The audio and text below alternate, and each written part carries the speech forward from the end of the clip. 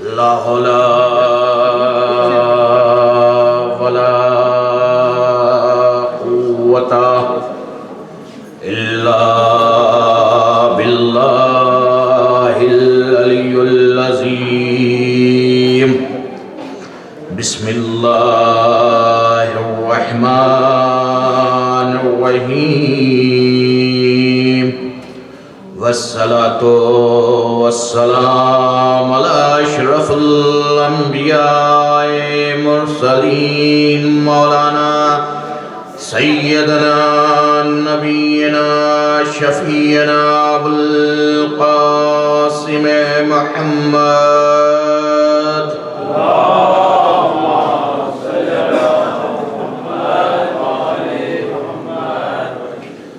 أما بعد فقد قال الله سبحانه وتعالى في القرآن المجيد. بسم الله الرحمن الرحيم. كل نفس ذائقة الموت. صلوات پڑھیے عظمت عالم.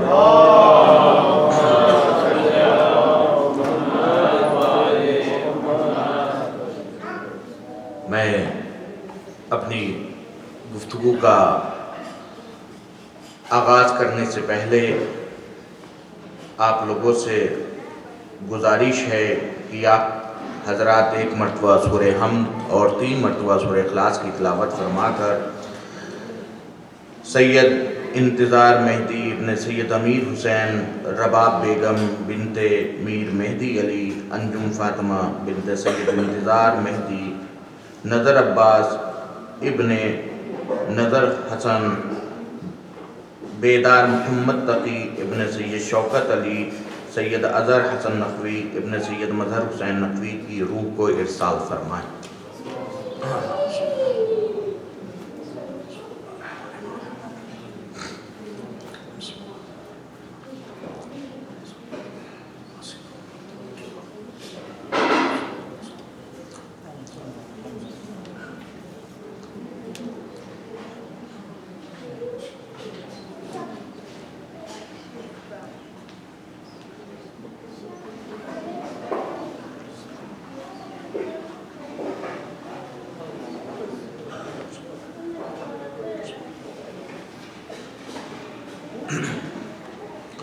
دوسری گزارش یہ ہے کہ ایک بچہ ہے آپ کی سوسائٹی کا جو اس ٹائم ہاسپٹل میں جو ہے وہ ایڈمٹ ہے اور سچل محمد عباس جس کا نام ہے.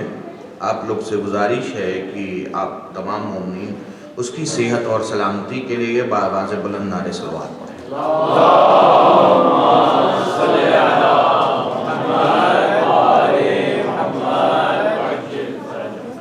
پروردگار عالم اپنی محکم اور مبرک کتاب جسے قرآن مجید کہا جاتا ہے اس میں ارشاد فرما رہا ہے کل نفس ذائقۃ الموت. ہر نفس کو موت کا مزہ چکھنا ہے. آپ دیکھیے کہ یہ نہیں ارشاد فرما رہا ہے کہ ہر نفس کو موت آنی ہے. ارشاد ہو رہا ہے کہ ہر نفس کو موت کا مزہ چکھنا ہے. یعنی غور طلب بات یہ ہے کہ یہ نہیں ارشاد فرما رہا ہے کہ ہر بدن کو موت آنی ہے. یہ نہیں ارشاد فرما رہا ہے ہر انسان کو موت آنی ہے، بلکہ ارشاد ہو رہا ہے ہر نفس کو موت کا مزہ چکھنا ہے. آپ اگر غور کریے یعنی اس سے یہ ثابت ہوتا ہے کہ موت میں بھی کوئی مزہ پایا جاتا ہے. موت کے اندر کوئی مزہ پایا جاتا ہے، جس لیے قرآن مجید میں یہ ذکر ہو رہا ہے کلو نفس ذائقۃ الموت. یعنی ہر نفس کو، ہر ذی روح کو، دنیا میں جتنی بھی ذی روح ہیں، جو بھی اس کائنات پہ چیزیں وجود رکھتی ہیں، ان سب کو جو ہے کیا ہے، موت کا مزہ چکھنا ہے. اب آپ یہ دیکھیے کہ یہ قرآن کی جو آیت ہے یہ ہمیں لوگ پہنچ گئے امام کی خدمت میں کہ جبنا رسول اللہ، آپ مجھے بتا دیجئے کہ یہ جو قرآن میں آیت آئی ہے اس کا مفہوم کیا ہے، یعنی کیا خود موت کا ایک مزہ ہے کہ جو آپ کو بھی آئے گا، آپ کو بھی آئے گا، آپ کو بھی آئے گا، اور آپ کو بھی آئے گا اور ہم کو بھی آئے گا؟ کیا موت کا کوئی ایک خاص مزہ ہے، ایک خاص ٹیسٹ ہے، ایک خاص طریقے کی کوئی قسم کا نام موت ہے؟ بھائی جب انسان کہہ رہا ہے کلو نفس ذائقۃ الموت، یعنی ہر نفس کو موت کا ذائقہ چکھنا ہے، موت کا مزہ چکھنا ہے، تو مزہ ہے کیسا؟ سوال یہ پیدا ہوتا ہے کہ وہ مزہ ہے کیسا، وہ کیسا مزہ ہے؟ امام کی خدمت میں صحابی پہنچ گئے کہ ابن رسول اللہ یہ جو قرآن کی آیت ہے یہ میرے سمجھ میں نہیں آ رہی، یعنی اس کا مطلب یہ ہوا کہ جس طریقے سے شوگر ہے، ایک مثال تاکہ بات ہمارے بچوں کے لیے اور واضح ہو، ایک شوگر ہے، شوگر ہم بھی کھائیں تو ہمارے لیے بھی میٹھی ہے، آپ کھائیں تو آپ کے لیے بھی میٹھی ہے، آپ کھائیں زیدی صاحب تو آپ کے لیے بھی میٹھی ہے۔ ایسا نہیں ہے کہ وہ بدل کے جو ہے ہمارے لیے نمکین ہے، ان کے لیے تھوڑی میٹھی ہے زیدی صاحب کے لیے اور آپ کے لیے کم میٹھی ہے، ایسا نہیں ہے، بلکہ شوگر کی جو اصلیت ہے وہ یہ ہے کہ وہ میٹھی ہے، اس کے اندر جو ہے وہ مٹھاس پائی جاتی ہے۔ اس کا مطلب یہ ہوا کہ جو شوگر ہے اس کا جو مزہ ہے وہ میٹھا ہے۔ اب کیا اسی طریقے سے موت کا بھی مزہ ہے کہ نہیں؟ موت کا مزہ الگ ہے۔ امام فرماتے ہیں، اب سنیے، امام فرماتے ہیں، امام کہتے ہیں کہ جو موت ہے یہ موت کا مزہ ایک سادہ مزہ ہے، موت کا مزہ جو ہے ایک دم سادہ ہے، لیکن یہ انسان کے اوپر، انسان کے پاس یہ صلاحیتیں ہیں کہ اپنے مزے کو وہ کس طریقے سے تبدیل کرے۔ اب وہ چاہے تو اپنے مزے کو شہد سے زیادہ شیرین بنا لے، اگر وہ چاہے تو اپنے مزے کو زہر سے زیادہ کڑوا بنا لے۔ تو اب آپ یہ دیکھیے کہ یعنی یہ دو مزے امام نے فرمائے ہیں، یعنی اب کسی نے امام سے سوال کیا کہ یہ موت کیسی ہے، موت ہے کیا، موت کیسے آتی ہے، موت کا وہ کیا ہے، کانسیپٹ کیا ہے؟ تو امام نے کہا موت ایک ایسی چیز ہے کہ اگر کہنے لگی جو موت ہوتی ہے تو اس کا مزہ، اس کا ذائقہ کس طریقے سے ہوتا ہے؟ تو امام مسکرائے اور مسکرانے کے بعد کہتے ہیں موت ایک ایسی چیز ہے کہ جس طریقے سے ایک کانٹے دار درخت ہو اور اس پر کوئی ریشمی کپڑا ڈال دیا جائے اور اس کے بعد اس کو کھینچ لیا جائے، جو عالم اس کپڑے کا ہوتا ہے وہی عالم موت کے وقت انسان کا ہوتا ہے۔ یعنی ایک ریشمی کپڑا، کوئی بھی، جیسے مثال کے طور پہ ایک چادر ہے، اگر اس چادر کو ہم ایک کانٹے دار درخت پہ ڈال دیں اور اس کے بعد کھینچیں، یہ تو ایک چادر ہے، ہم ریشمی کپڑے کی بات کر رہے ہیں جس میں ایک تار ہوتا ہے۔ ریشمی کپڑا جب آپ دیکھیے تو اس میں ایک تار ہوتا ہے۔ اب اس کو جب کانٹے دار درخت کی تو وہ پریشان ہو گیا، سوال کرنے والا تھا، امام کی خدمت میں تھا، پریشان ہو جاتا ہے، یعنی اس کا بدن جو ہے وہ لرز گیا، مولا یہ کیا کہہ رہے ہیں، یعنی موت اتنی سخت ہے۔ تو امام نے مسکرایا اور مسکرانے کے بعد امام کہتے ہیں کہ تم نے موت کے سلسلے سے سوال کیا ہے، مومن کے سلسلے سے سوال نہیں کیا۔ تم نے انسان کی جو ہے موت کے سلسلے سے سوال کیا ہے کہ انسان کی موت کیسے ہوتی ہے، مومن کے موت کے سلسلے سے تم نے سوال نہیں کیا کہ مومن کی موت کیسے ہوتی ہے۔ امام فرماتے ہیں کہ مومن کے موت اس طریقے سے ہوتی ہے کہ جس طریقے سے ایک پھول کے اندر سے خوشبو نکل جائے، لیکن شرط یہ ہے کہ وہ مومن ہو۔ اب یہ مومن، یہ صفات مومن میں کون کون سی چیزیں پائی جاتی ہیں؟ اب آپ یہ دیکھیے، انشاءاللہ کل کی گفتگو بھی جو ہے وہ ہماری اسی موت پر رہے گی، تو میں آج کی گفتگو کو اسی موت کے سلسلے سے آگے بڑھانا چاہتا ہوں۔ آپ یہ دیکھیے کہ اب صفات مومن کیا ہیں؟ اگر ہمیں اس طریقے کی موت چاہیے کہ جس طریقے کی موت سے ہمارے بدن سے ایک خوشبو کی طرح ہماری روح نکل جائے، تو ہمیں کون سے ایسے کام انجام دینے چاہیے کہ ہم صفت مومن کے اندر آ جائیں، ہماری جو ہے کوالٹیز جو ہے وہ صفت مومن کے اندر آ جائے۔ تو آئیے دیکھتے ہیں کہ صفت مومن کو جو ہے وہ آپ کی کوالٹیز کے اندر، آپ کے اندر جو ہے وہ صفت مومن پیدا کرتے ہیں کہ وہ کون ساری صفتیں ہیں، وہ کون کون سی صفتیں ہیں جو مومن کے اندر پائی جاتی ہیں۔ صلوات پڑھیے عظمت عالی۔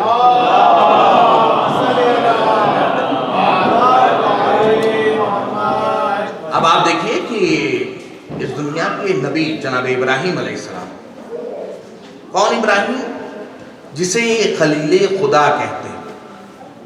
کوئی معمولی انسان نہیں ہے جناب ابراہیم، بلکہ جناب ابراہیم وہ ہے کہ جو اللہ کو اتنا دوست رکھتے ہیں، اتنا دوست رکھتے ہیں، اتنا دوست رکھتے ہیں کہ انہیں خلیل خدا کہا جاتا ہے، یعنی اتنا دوست رکھتے ہیں۔ ان کا طرز زندگی یہ ہے جناب ابراہیم کا کہ جناب ابراہیم کبھی بھی اپنے دسترخوان پہ اکیلے بیٹھ کر کھانا نہیں کھاتے۔ یعنی جناب ابراہیم کے لیے ملتا ہے کہ جناب ابراہیم جو ہے پہلے کسی کا انتظار کرتے تھے، اس کے بعد جب کوئی مہمان آ جاتا تھا تو وہ اپنے دسترخوان پر اس کو بیٹھالتے تھے، اس کے بعد اس کے ساتھ کھانا تناول فرماتے تھے۔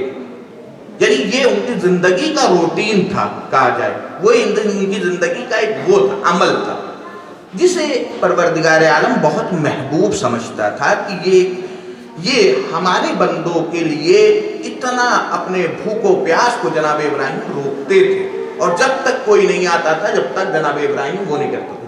اب ایک بار ایسا ہوا کہ جناب ابراہیم کا یہ دستور رہا کہ جناب ابراہیم جو ہے وہ اپنے گھر سے نکلتے تھے اور چوراہے پر جا کر یعنی روڈ کے کنارے بیٹھ جاتے تھے تاکہ کوئی مسافر آنے والا آئے اور اسے جناب ابراہیم روکے اور اس کے بعد اس کو اپنے گھر لے کر آئے اور گھر لانے کے بعد اس کو کھانا کھلائے۔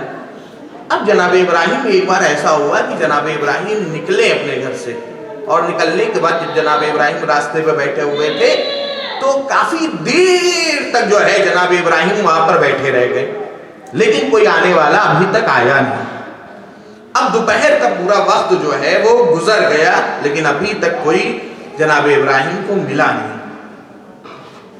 ہوتا ہے ہم لوگوں کی زندگی میں ایسا ہوتا ہے اتفاق کہ کوئی ایسا کام کے لیے ہم نکلتے ہیں لیکن وہ کافی دیر تک نہیں ہوتا۔ اب دیکھیے جناب ابراہیم جو ہے وہ انتظار کر رہے ہیں۔ اب ظہر وغیرہ کی جو اس دور کی جو ہے عبادت تھی اللہ کی، انہوں نے عبادت کری، اس کے بعد اللہ کی عبادت کرنے کے بعد اب جب ظہر ختم ہو گیا تو جناب ابراہیم نے اللہ سے رجوع کیا، بار الہ میں صبح سے بیٹھا ہوں، بار الہ کوئی ابھی تک نہیں آیا، بار الہ کیا مجھ سے کوئی گناہ ہو گیا ہے کہ تیرا کوئی مخلص بندہ، تیرا کوئی جاننے والا بندہ، تیرا کوئی بھیجا ہوا بندہ ابھی تک نہیں آیا، بار الہ میں یہ چاہتا ہوں کہ تیرے کسی مخلص بندے کے ساتھ، تیرے کسی بندے کے ساتھ میں دسترخوان پر رزق ساتھ میں کھاؤں۔ یعنی یہ بہت اچھی بات تھی، اگر آپ دیکھیے کہ یہ ایک یعنی بہت اچھی بات ہے۔ اب جناب ابراہیم نے دعا کری اور تمام چیزیں کری، اس کے بعد شام ہونے لگی، یعنی یہ وقت گزرنے لگا اور گزرتے گزرتے شام کے مرحلے میں داخل ہوا۔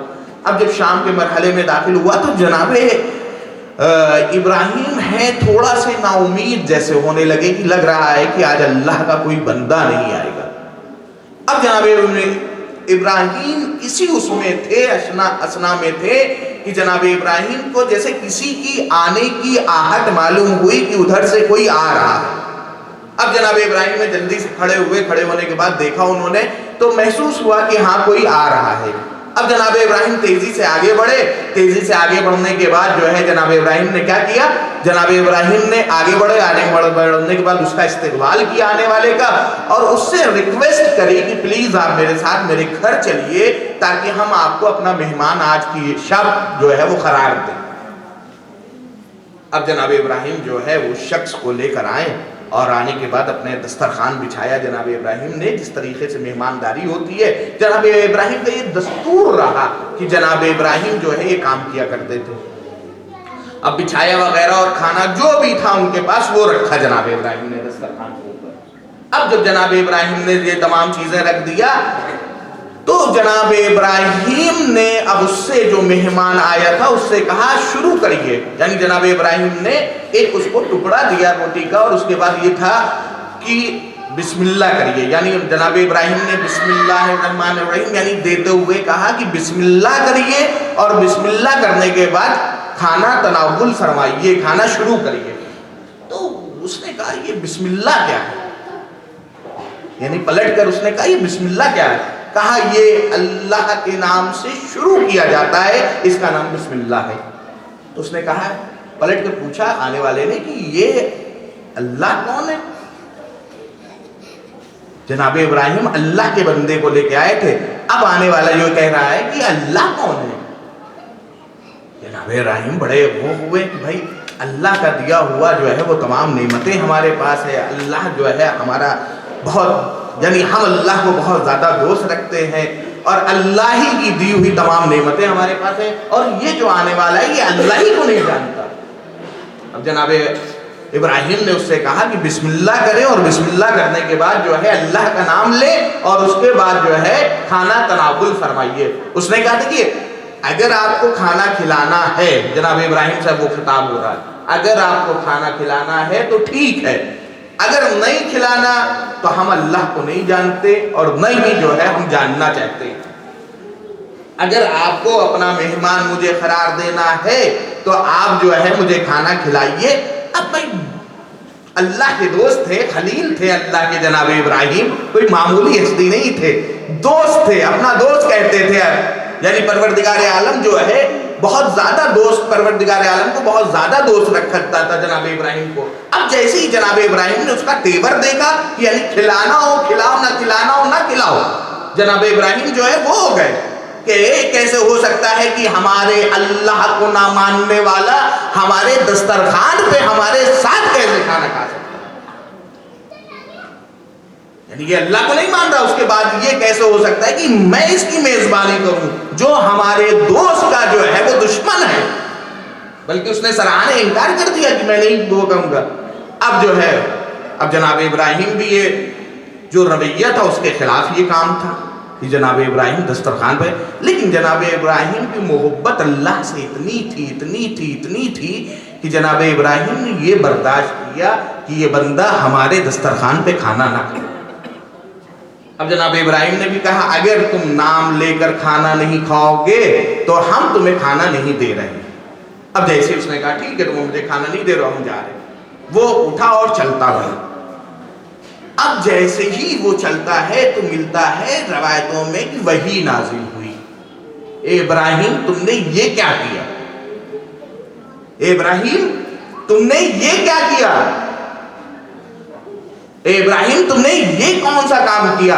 تو پیغمبر تھے، اولو العزم پیغمبروں میں سے جناب ابراہیم ہے۔ اب جناب ابراہیم نے دستے جو ادب جوڑ لیا، بار الہ میں نے کچھ نہیں کیا، میں نے صرف یہ کیا ہے کہ یہ تیرا دشمن تھا، یہ تیرے نام سے چڑھتا تھا، یہ تیرے خلاف جو ہے وہ بغاوت اس نے کری تھی، تیرے نام کو بغیر لیے اس نے کھانے کو شروع کیا تھا، بار الہ اس لیے میں نے جو ہے اس کو رزق نہیں دیا۔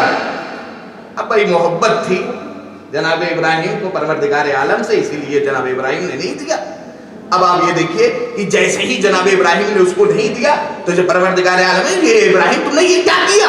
کہنے لگے کہ بس تیری محبت میں نے یہ کام کیا ہے بار الہ، میں نے صرف تیری محبت میں یہ کام کیا۔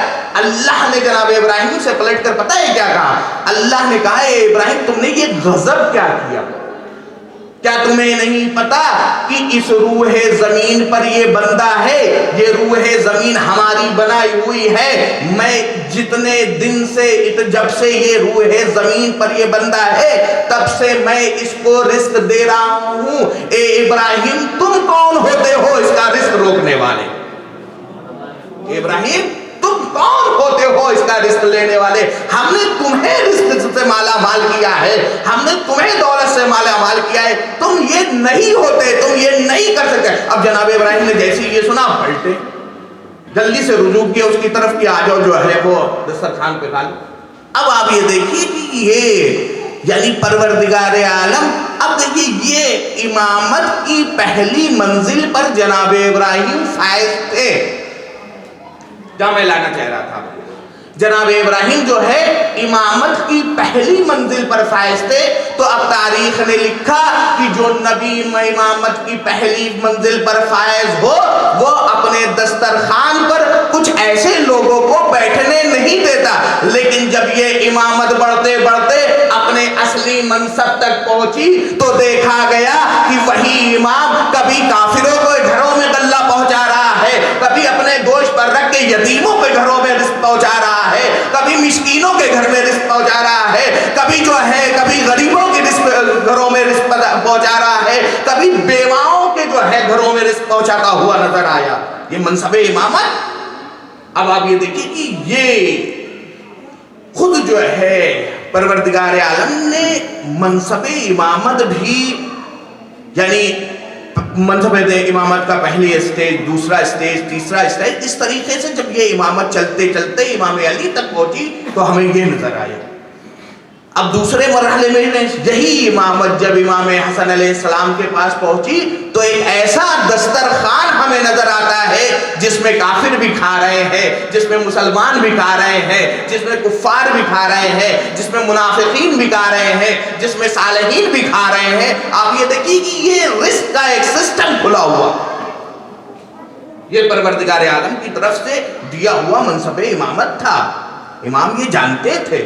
اب آپ یہ دیکھیے کہ متقین کی صفتوں میں ایک صفت یہ بھی ہے کہ انسان جو ہے اپنے سے جو بھی اس کے گھر میں آئے، اور ہماری سماج میں اتفاق ایسا ہوا ہے کہ متقین کی صفتوں میں یہ ہے کہ جو غریب لوگ ہیں، جو نہ جاننے، جن کے پاس رزق نہیں ہے، ان کو رزق سے مالا مال کرنا۔ آپ کو اللہ نے صلاحیتیں دیا ہے تو آپ اپنے لیے، اپنے اس آخرت کے خزانے کے لیے لوگوں کو اس میں سے انفاق کریں۔ اب دیکھیے جناب موسیٰ کون ہے؟ جناب موسیٰ ایک نبی جو کیا کر رہے ہیں، جو اولو العزم پیغمبروں میں سے ہیں، جو صاحب کتاب ہیں۔ جناب موسیٰ کہاں گئے ہیں؟ کوہ طور پر جاتے تھے پروردگار سے گفتگو کرنے کے لیے جناب موسیٰ۔ اب جناب موسیٰ کوہ طور پر جو جاتے تھے وہ مختلف راستوں سے جناب موسیٰ جایا کرتے تھے۔ ایک بار جناب موسیٰ جا رہے تھے تو انہوں نے دیکھا کہ جب دیکھا جناب موسیٰ نے تو ایک شخص کو دیکھا جو اس راستے میں لیٹا ہوا ہے، یعنی اس راستے میں جو ہے لیٹا ہوا ہے اور لیٹ کے عبادت الہی کر رہا ہے۔ اب جناب موسیٰ جب وہاں پہنچے، وہاں پہنچنے کے بعد جناب موسیٰ نے اس سے پوچھا کہ تم یہاں کیوں ہو؟ تو اس نے بتایا کہ ہم ایک صحرا نشین لوگوں میں سے ہیں اور میں یہاں جو ہوں عبادت الہی کو انجام دیتا ہوں۔ تو جناب موسیٰ نے پلٹ کر کہا کہ تم لیٹے کیوں ہو، کیا مصلحت ہے؟ تو اس نے کہا کہ میں نے اللہ کی اتنی عبادت کری ہے، اتنی عبادت کری ہے، اتنی عبادت کری ہے کہ میں نے جو ہے ابھی تک میرے دونوں پاؤں جو ہے وہ اللہ کی عبادت کرنے میں خراب ہو گئے۔ اب جناب موسیٰ سے وہ پلٹ کے کہتا ہے کہ آپ کہاں جا رہے ہیں، آپ کون ہیں؟ تو انہوں نے بتایا میں نبی اللہ ہوں، اللہ کا نبی ہوں اور میں اللہ سے گفتگو کرنے کے لیے جا رہا ہوں۔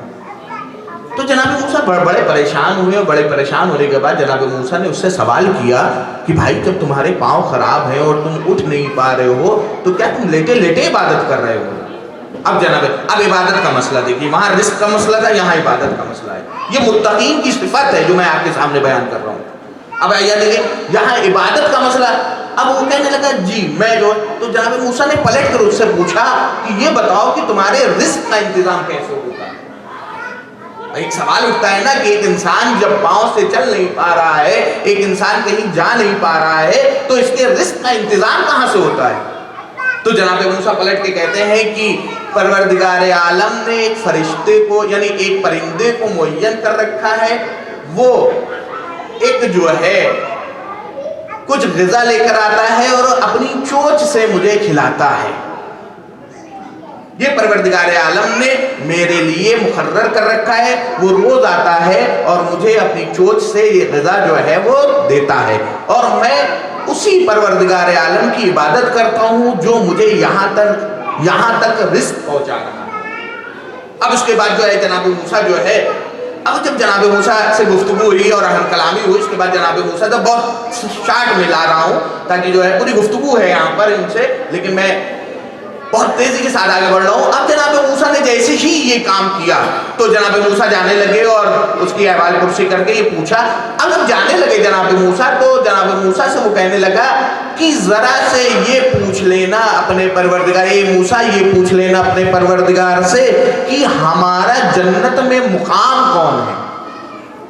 ہمارا جو ہے وہ میں نے اس کے یعنی پروردگار عالم کی اتنی عبادت کری ہے کہ میرے دونوں پاؤں خراب ہو گئے ہیں.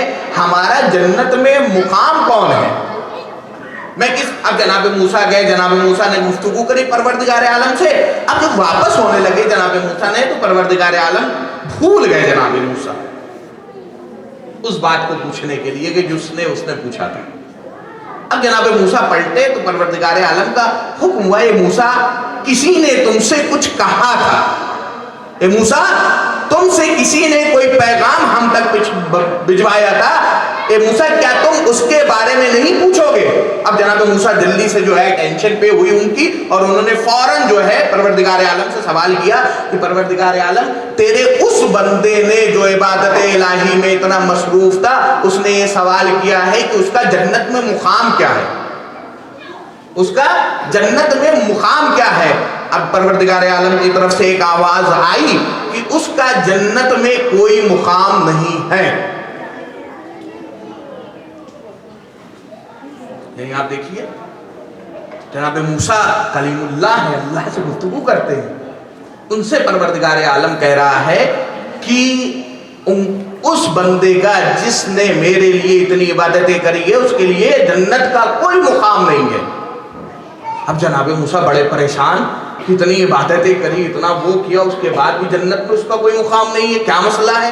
اب آنے کے بعد جناب موسیٰ یہ سوچ رہے تھے کہ اتنی عبادت کر رہا ہے کہ کسی طریقے سے جو ہے وہ یہاں سے ہم وہ یعنی چلے جائیں اور یہ بات اس کو نہیں بتائیں تاکہ جو ہے اس کو بڑی تکلیف ہوگی، یہ بات سوچ کر. اب جناب موسیٰ آئے تو وہاں سے گزر رہے تھے خاموشی کے ساتھ، تو اس نے آنے کا اس کو احساس ہوا تو اس نے آپ پلٹ کے پوچھا، اے موسیٰ نبی آپ میرے لیے کیا پیغام لے کر آئے ہیں؟ تو جناب موسیٰ جو ہے نبی تھے بھائی، لازم تھے، جھوٹ تو بول نہیں سکتے تھے.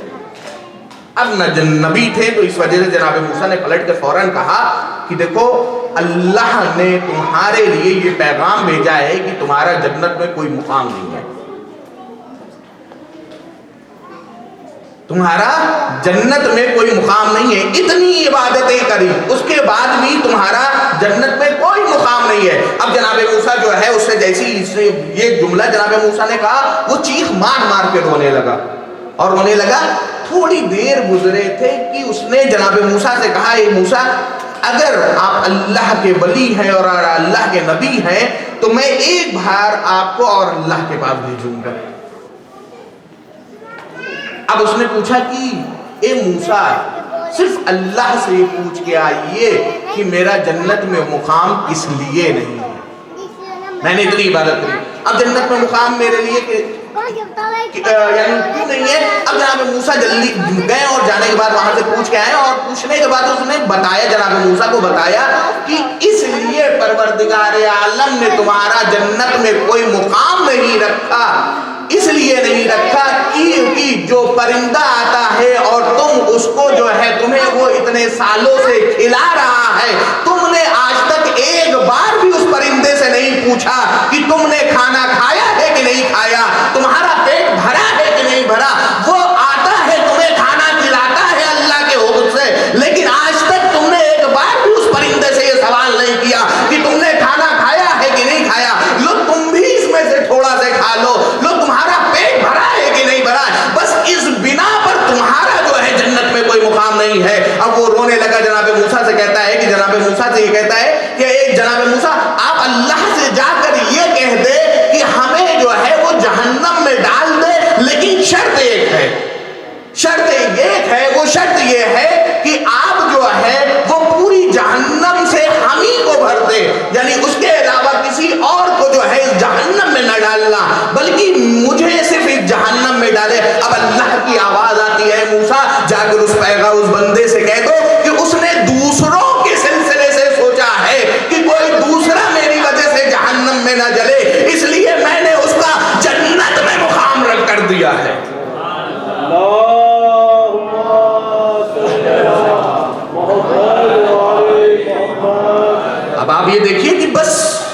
یعنی واقعی یہ ایام اذان ہو گئی ہے، 2 منٹ مسائب اور اس کے بعد آپ کی زحمت تمام، کہ واقعی آپ یہ دیکھیے کہ یہ مومن کی صفتوں میں سے ایک صفت رزق کا دوسروں کو دینا، دوسروں کو سلسلوں میں سوچنا کہ وہ بھوکا ہے کہ پیاسا ہے۔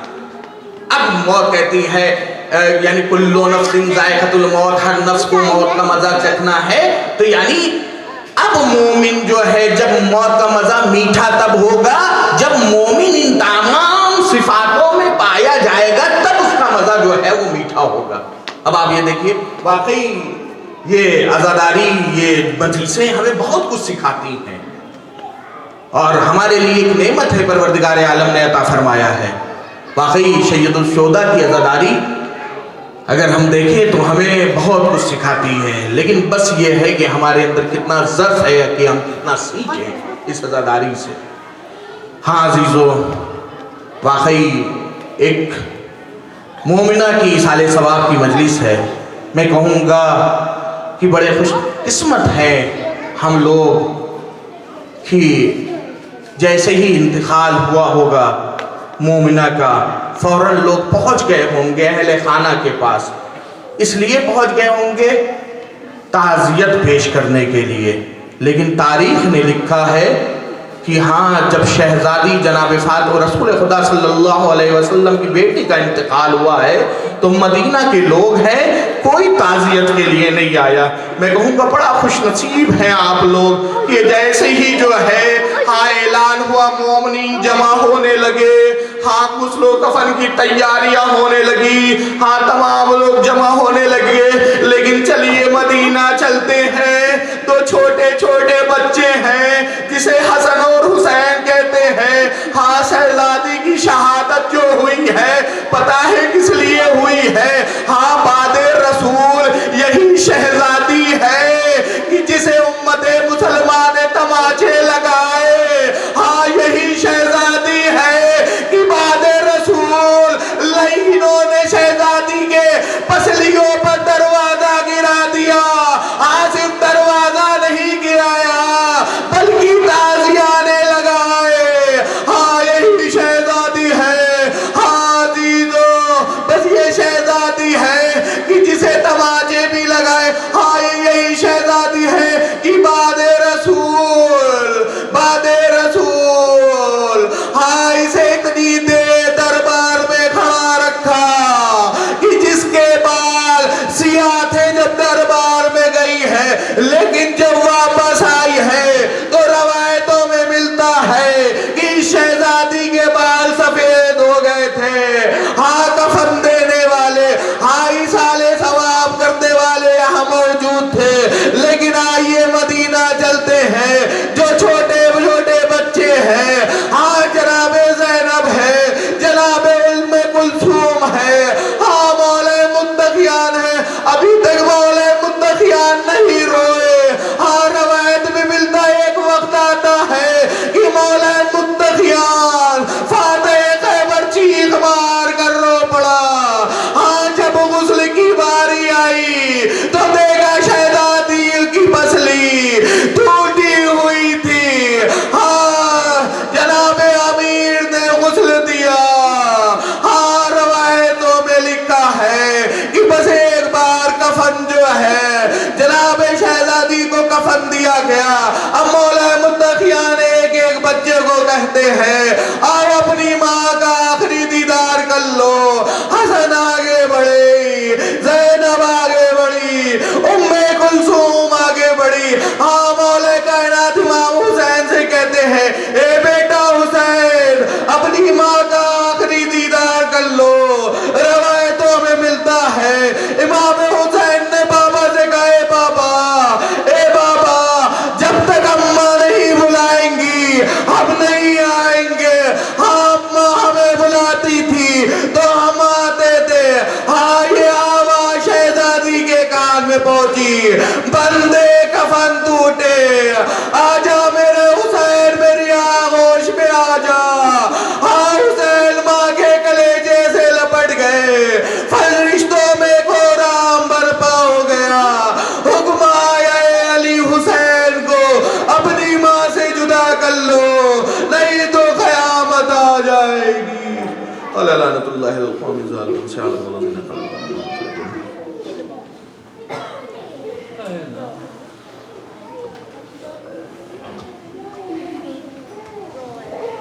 إن الله وملائكته يصلون على النبي يا أيها الذين آمنوا صلوا عليه وسلموا تسليما.